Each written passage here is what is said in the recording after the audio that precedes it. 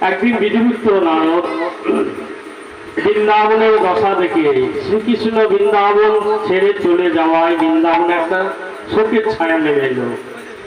তাই একদিন দেবঋষি নারদ নারায়ণ নারায়ণ করতে করতে চলে আসছে মত্তধামে, দেখি বৃন্দাবনে কে কেমন আছে।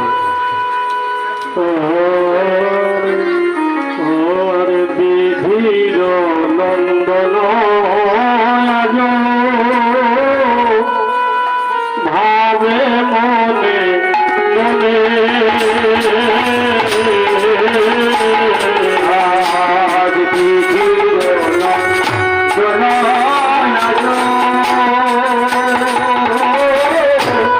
ভাবে মনে মনে আর কোথায় রহু কৃষ্ণ ভক্ত দেখি কোথায় রহু কৃষ্ণ ভক্ত।